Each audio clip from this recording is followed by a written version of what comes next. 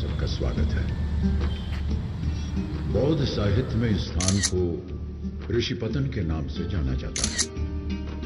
यहां अनेक ऋषियों ने तपस्या की, योग साधना की और निर्वाण प्राप्त कर यहां की मिट्टी को पावन कर दिया। इसका एक और प्राचीन नाम है मृगदाव, यानी हिरणों का झुंड। यहां के उपवन में हर तरफ कुलांचे मारते हिरण नजर आते थे। लगभग 2700 साल पहले यहीं की पगडंडियों पर अंकित हुए थे बुद्ध के चरण चिन्ह। तथागत के चरण स्पर्श से तीर्थ बन गई थी सारनाथ की ये पुण्य धरा। इस स्थान से जहां आप बैठे हैं, बुद्ध ने अपना पहला धर्मोपदेश दिया और शुरुआत की एक नई विचारधारा की, जो आज भी मानव जाति के लिए सार्थक है। तो चलिए इतिहास के पन्नों को पलटें, यहां की गूंजती आवाजों को सुनें और बुद्ध के कथन को अपने जीवन में उतारें।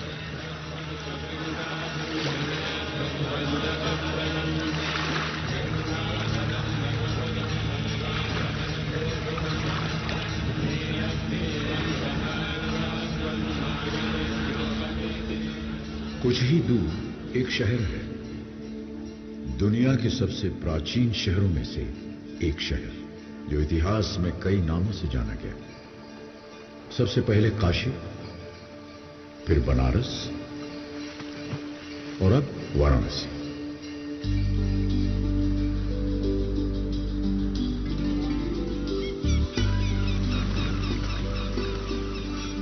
मंदिरों की नगरी है ये, बाबा विश्वनाथ की नगरी। हर शाम शहर के अनगिनत घाटों पर भगवान को अर्पित संध्या आरती के असंख्य दिए जगमगा उठते हैं। आरती की ध्वनि जो मन को शांति प्रदान करती है। शहर एक अनोखा रूप धारण कर लेता है।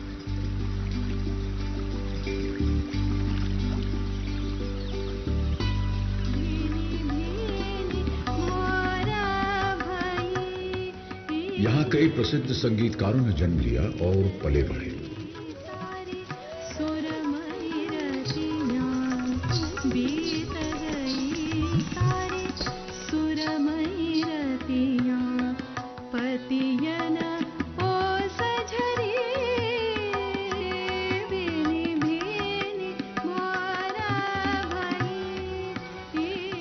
युगों से विश्व का आध्यात्मिक केंद्र रहा है ये शहर।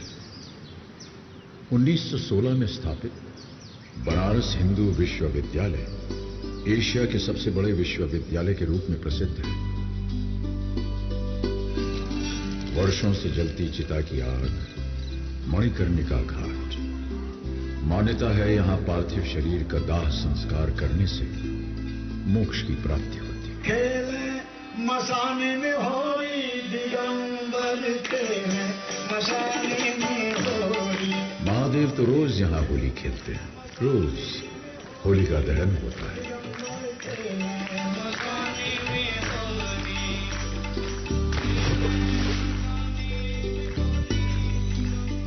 जिंदगी से धड़कती उमंगें सजोई ये गलियां, यहीं तो बसा करते थे कबीर, बसे थे तुलसीदास। मनुष्य के हाथों ने बनाई यह अभूतपूर्व नगरी, और वो ही शांति की तलाश में गंगा में डुबकी लगा तन और मन की शुद्धि पाने, आध्यात्म की जिज्ञासा लिए यहां खींचा चला आता है। वाराणसी सिर्फ एक प्राचीन नगरी ही नहीं, मनुष्य और उसकी श्रद्धा का इतिहास है। ये शहर कैसे बसे, इनको बनाया किसने? इन प्राचीन शहरों में बने राजमहल, ये किले इस बात का प्रतीक है कि यहां राजाओं का साम्राज्य रहा होगा। उन्होंने इन शहरों का, राज्यों का निर्माण किया होगा। कुछ शासक जो इतिहास के गलियारे में खो गए, और कुछ जिन्होंने इतिहास में अपनी जगह बनाई। कुछ ऐसे जिन्होंने क्षत्रिय वंश में जन्म तो लिया, लेकिन योद्धा नहीं बने, राज्य की सीमाएं नहीं बढ़ाई।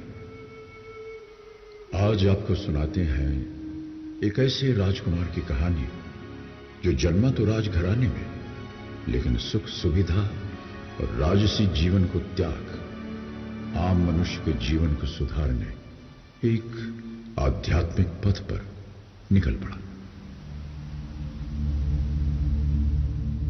कई वर्षों पहले एक शासक राजा शुद्धोदन और उनकी रानी माया देवी के परिवार में पुत्र ने जन्म लिया। यह बालक किसी महल में नहीं बल्कि एक उपवन में पैदा हुआ। लुंबिनी उपवन में एक राजकुमार ने जन्म लिया।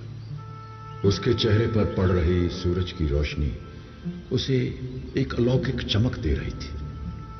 शायद ये कोई संकेत था। ग्रहों की स्थिति समझकर यह धारणा भी बनी कि यह बालक या तो एक महान राजा बनेगा या फिर एक आध्यात्मिक गुरु। बालक का नाम सिद्धार्थ रखा गया। राजा शुद्धोदन चाहते थे कि राजकुमार समय आने पर वंश को आगे बढ़ाए और एक महान राजा बने। वो सिद्धार्थ की तकदीर बनाने में लग गए या उनका ऐसा भ्रम था। समय बीता और सिद्धार्थ 29 साल के हो गए। क्षत्रिय वंश के एक लंबे चौड़े खूबसूरत राजकुमार। वो राजकुमार जिन्होंने अपने जीवन के 29 वर्ष महल की चारदीवारी में हर संभव सुख साधन के साथ व्यतीत किए, बाहर की दुनिया से पूरी तरह अनजान। एक दिन महल के प्राचीर पर खड़े सिद्धार्थ ने नीचे देखा। उन्होंने वो देखा जो आज तक नहीं देखा था, जो शायद उनकी कल्पना से भी परे था। उनके मन में सवाल उठे। वहां क्या है? किस तरह के लोग वहां रहते हैं? किस तरह की चीजें हैं? मैं जानता नहीं, कभी देखा भी नहीं, पर देखना चाहता हूं। एक दिन चुपचाप महल से निकलकर अपने एक साथी के साथ सिद्धार्थ उस नई दुनिया में आए। यहां तो हवा बिल्कुल वैसी है जैसी हवा में हम रोज सांस लेते हैं। पेड़ और फूल भी वैसे ही जैसे महल के बागीचों में है। इस बहते हुए पानी की कलकल, इसका रंग भी बिल्कुल वही। राजकुमार को एक बीमार आदमी दिखाई दिया। सिद्धार्थ विचलित हो गए और अपने मित्र से पूछा, ये आदमी ऐसा क्यों दिख रहा है? राजकुमार, यह आदमी स्वस्थ नहीं है, बीमार है। कुछ आगे बढ़े, उन्होंने एक बूढ़ा आदमी देखा। इस आदमी की ऐसी अवस्था क्यों? इसकी उम्र हो चली है राजकुमार, काफी उम्र हो गई है। आगे जाकर एक व्यक्ति का मृत शरीर देखा। ये व्यक्ति ऐसे क्यों पड़ा है? साथ बैठे लोग ये क्या कर रहे हैं? इस व्यक्ति का जीवन शेष हो गया राजकुमार। साथ बैठे लोग इसके परिवार के सदस्य हैं, शोकाकुल हैं, वेदना में हैं। जिन लोगों को मैं जानता हूं, जो मेरे परिवार के सदस्य हैं, महाराज, मेरे पिता, परिवार के अन्य लोग, वो मेरे दोस्त जिनके साथ मैं बड़ा हुआ हूं, क्या सभी के साथ यही होगा? सबके साथ? राजकुमार, बुढ़ापा तो सब पर आएगा। हम सभी कभी न कभी बीमार भी होंगे और हम सभी को मृत्यु भी प्राप्त होगी। महल के अंदर की दुनिया उन सच्चाइयों से परे थी जिनसे सिद्धार्थ का आज सामना हुआ था। उनकी दुनिया आज टूटकर बिखर गई। वो शोक में डूब गए। वो उन सभी दृश्यों के जवाब चाहते थे जो उन्होंने महल के बाहर देखे थे। उन्हें इस बात का आभास हुआ कि अभी तो बहुत कुछ देखना है, समझना है, जानना है। उनके मन की आवाज उन्हें बार बार कचोट रही थी कि वो उन सच्चाइयों के महज गूंगे दर्शक बनकर नहीं रह सकते। उन्हें उस सच्चाई को खोजना था जिनमें जीवन के जवाब छिपे थे। उस दिन के बाद सिद्धार्थ चुपचाप कई बार महल की सीमा के बाहर निकले, सच्चाई की तलाश में। उन्हें जवाब चाहिए थे। अपनी ऐसी ही एक यात्रा के दौरान सिद्धार्थ ने एक साधक को देखा जो गहरे ध्यान में लीन थे। उसकी आंखें धीरे से खुली और सिद्धार्थ की आंखों से मिली। उनके विचार जुड़े।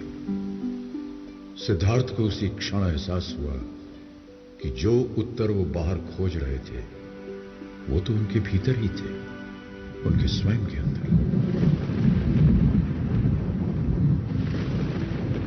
उनका निश्चय आकार लेने लगा। अगर आसपास के लोगों को उनके दुख दर्द समझाने में मदद करनी है तो उन्हें स्वयं इस पहलू को समझना पड़ेगा, अन्यथा उनका अपना जीवन अधूरा रहेगा। उन्हें इस बात का एहसास हुआ कि सांसारिक गतिविधियों में लिप्त रहकर सच्चाई की खोज की यात्रा शुरू न हो सकेगी। उन्हें अपने वर्तमान जीवन की सुख सुविधाओं को, रिश्तों को, महल की चार दीवारी को त्यागना होगा। एक रात सिद्धार्थ चुपचाप अपनी पत्नी, पुत्र और महल को छोड़कर विलासिता और सुखों से भरे जीवन को त्याग कर एक साधक बन गए।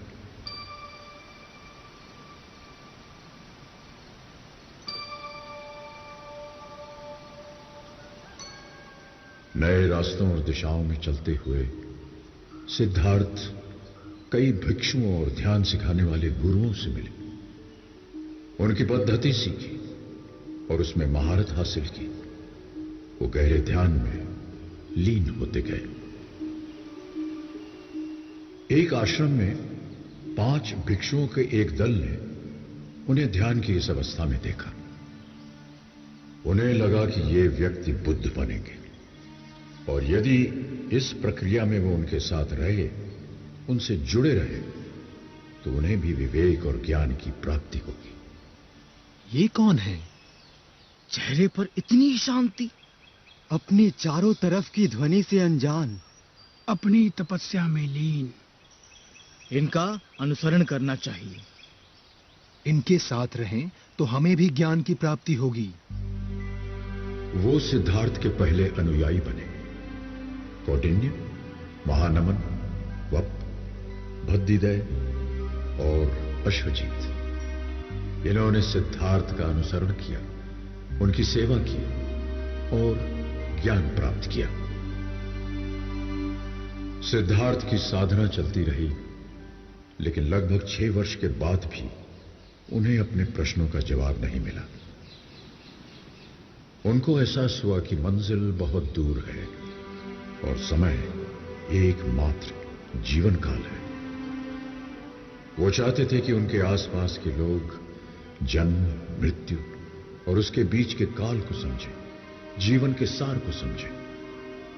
उनके लिए जीवन का सार एक दिए के समान था। अगर हम एक दिया जलाते हैं तो कुछ समय पश्चात वो बुझ जाता है, पर अगर हम एक दिए से अनेकों दिए जलाएं तो चारों ओर इतना प्रकाश फैल जाएगा कि प्रकाश सीमित नहीं रहेगा, वो औरों का जीवन भी रोशनी से भर देगा। सिद्धार्थ मानते थे कि बाहर के युद्ध को जीतने से बेहतर है भीतर के युद्ध को पहले जीता जाए। एक बार यदि मन की शांति प्राप्त हो जाए तो उसे कोई चुरा नहीं सकता। वैसे ही हमारे भीतर का आनंद, जो परछाई बनकर हमारे साथ रहता है, हमें कभी नहीं छोड़ता। एक दिन सिद्धार्थ अपने आखिरी आश्रम से निकल पड़े। अपने आप ही इस भीतर के युद्ध को जीतने के लिए और उनके पीछे पीछे चल पड़े पांचों भिक्षु कि वो बिहार के उरुवेला नामक गांव जा पहुंचे। बिना कुछ खाए पिए निराहार रहते हुए उन्होंने तपस्या आरंभ कर दी। सिद्धार्थ अपने शरीर को कठोर यातना दे रहे थे, स्वयं को परीक्षा की चरम सीमा तक ले जाना चाहते थे। एक दिन ध्यान करते हुए सिद्धार्थ अचेत हो गए। जब होश आया, उन्होंने विचार किया कि सत्य की खोज का यह मार्ग सही नहीं था। हमारा शरीर एक वीणा की तरह है। यदि वीणा के तार ढीले छोड़ दिए जाएं, तो कोई स्वर नहीं निकलेगा, और यदि वीणा के तारों को कसते कसते ऐंठ दिया जाए तो टूट जाएंगे तार।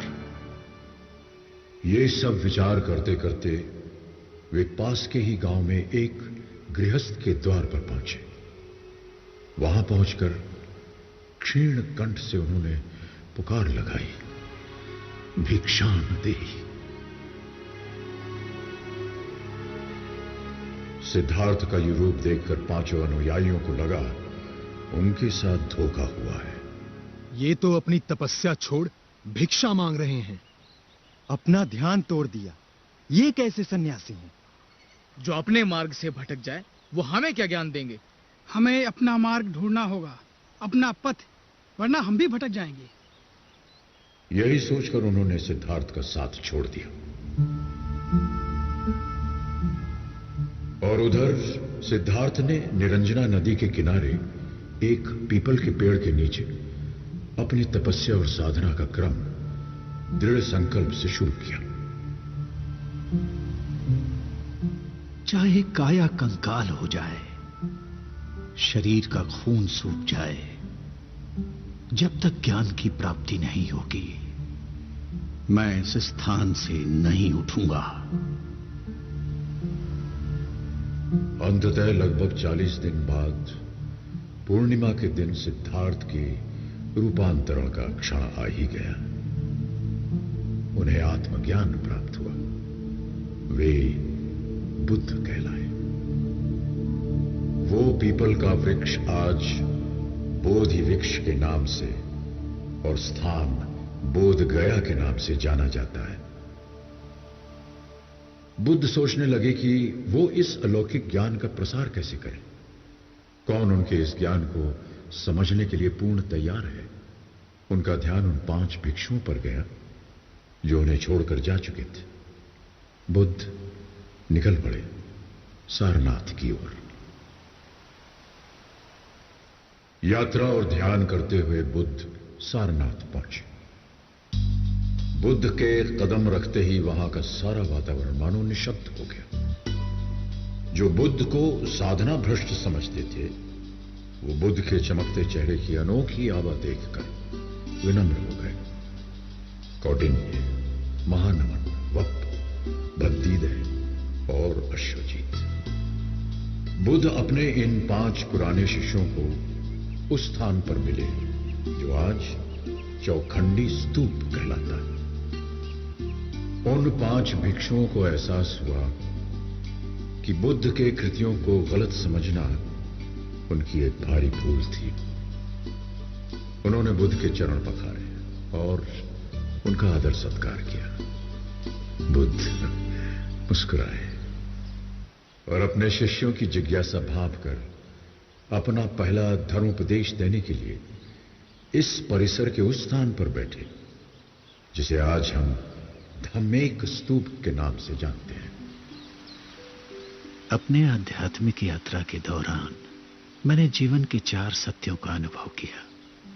मैंने इस मूल सत्य को जाना कि जीवन मरण का चक्र दुखों से घिरा है। दूसरा सत्य ये कि इन दुखों का कारण हमारी तृष्णाएं या इच्छाएं हैं। तीसरे सत्य ने एहसास करवाया कि इन इच्छाओं को त्यागने से ही जीवन के दुखों से मुक्ति मिलेगी। त्याग करने के लिए अपने आप को पीड़ा देने की जरूरत नहीं। सिर्फ अष्टांग आदर्शों वाले मध्य मार्ग को अपनाना होगा। यही वो चौथा सत्य है जिसे मैंने समझा, अपनाया और मोक्ष प्राप्ति की लक्ष्य की ओर चल दिया। बुद्ध कुछ दिन यही मूलगंध कुटी विहार में रहे। बुद्ध की शिक्षा बहुत साधारण थी। वे जीवन की तमाम समस्याओं को बड़े साधारण तरीके से सुलझाते थे। एक बार एक औरत अपने बेटे का मृत शरीर लेकर उनके पास आई और बोली, इसे जीवित कर दीजिए प्रभु, मेरे पुत्र को जीवित कर दीजिए, जीवित कर दीजिए। अवश्य कर दूंगा, पर इसे जीवित करने के लिए किसी एक ऐसे घर से सरसों के दाने लाने होंगे जहां कभी किसी की मृत्यु ना हुई हो। यह संभव नहीं था, क्योंकि मृत्यु जीवन का एक ऐसा सत्य है जिससे कोई बच नहीं सकता। यह बात औरत को समझने में देर नहीं लगी। एक बार एक किसान उन पर गालियां बरसाने लगा। थोड़ी देर बाद किसान थक गया, पर बुद्ध न तो विचलित हुए न ही नाराज। किसान रोने लगा और उनसे पूछा, मैं इतनी देर से तुम्हें गालियां दे रहा हूं, तुम्हें क्रोध नहीं आया? मेरे भाई, मैंने तुम्हारी गालियां स्वीकार कहां की? वो तो तुम्हारे पास ही हैं, तो मुझे क्रोध क्यों आएगा? क्रोध हमारा नहीं है। यह हमारी कोई मदद नहीं करता। यह हमारे मन की शांति नष्ट कर देता है। हमारे अंदर विचारों का, भावनाओं का कितना ही तेज मंथन हो, इसके स्थिर होने पर पता चलेगा कि पीछे एक ठहराव है, एक अलौकिक शांति।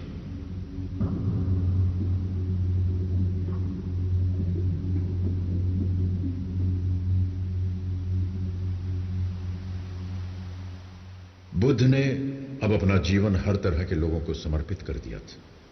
राजाओं, दासियों, सैनिकों, साधारण लोगों। उन्हें लगता था ये सब आत्माएं उस मटमैले पानी की तरह हैं जिनके नीचे व्याप्त शांति है, मगर वो सब उससे अनजान है। एक तालाब में जहां लोग स्नान करते हैं, अपने वस्त्र धोते हैं, तो तालाब का पानी कैसा दिखता है? गंदा दिखता है। पर क्या तालाब का पानी गंदा है? नहीं, पानी गंदा नहीं है। पानी को थोड़े समय के लिए विचलित न करें, उसे शांत रहने दें, तो सारी गंदगी थोड़ी देर में तालाब के तल में बैठ जाएगी और पानी पुनः अपने वास्तविक रूप में दिखाई देगा, शांत और स्वच्छ। बुद्ध ने संघ की स्थापना की और अपने पहले 60 भिक्षुओं को देश की अलग अलग दिशाओं में भेजा, ताकि वो लोगों से मिले और बुद्ध के विचारों को जन समूह तक पहुंचाए। बुद्ध एक और लंबी यात्रा पर आगे बढ़ चले। उनका लक्ष्य लोगों तक पहुंचना और अपने उपदेशों द्वारा उन्हें जीवन को सही तरह से जीने की राह दिखाना। शासकों का नाम उनके शासनकाल से, उनकी जागीर से जाना जाता है। किसका कितना बड़ा साम्राज्य था, किसने कितने समय तक राज किया और कैसा राज किया। ईस्वी पूर्व 3री शताब्दी में मौर्यकालीन शासक थे सम्राट अशोक। उन्होंने कलिंग साम्राज्य के साथ युद्ध छेड़ा और विजय प्राप्त की।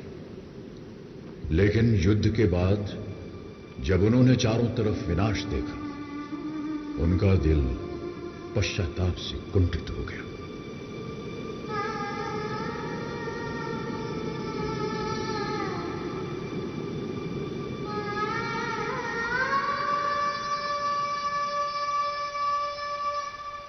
इतना विध्वंस, इतना विनाश अब और नहीं।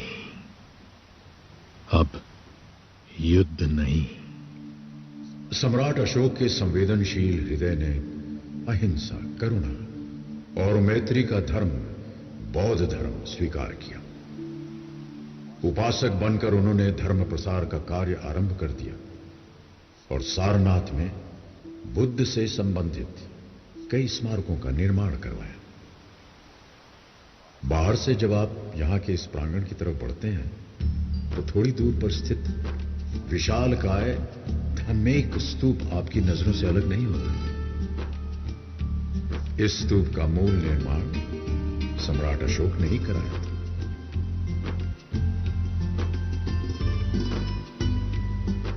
सारनाथ में एक विशाल स्तंभ के कुछ अंश आज भी हैं, जिसे सम्राट अशोक ने बनवाया था। इस स्तंभ के ऊपर सम्राट का राज चिन्ह चतुर्भुज सिंह और धर्म चक्र बना हुआ था, जो आज भारत का राष्ट्र चिन्ह बन गया है। सम्राट अशोक ने धर्मराज का स्तूप और बौद्ध भिक्षुओं के रहने के लिए विहारों का निर्माण करवाया। सारनाथ में बुद्ध के निवास स्थल मूल गंधकुटी विहारा बनवाकर उन्होंने बुद्ध के प्रति अपनी श्रद्धा अर्पित की। बुद्ध थे तो एक आम मनुष्य जो युवराज के रूप में पैदा हुए, अपने आसपास के जीवन को देखा, दुख दर्द को देखा और एक लंबी यात्रा पर निकल पड़े। उनकी देशना, उनके वचन हमारे वर्तमान दौर में और भी सार्थक है। सारनाथ भारत का एक बौद्ध तीर्थ है, बौद्ध धर्म का संपूर्ण संसार है। बुद्ध के चरणों की कंपन, उनके वाणी की गूंज मानो आज भी यहां के स्तूप, अशोक स्तंभ और विहारों के अवशेषों में बसी हुई है। विश्व का गौरव, संस्कृति का सार, सारनाथ।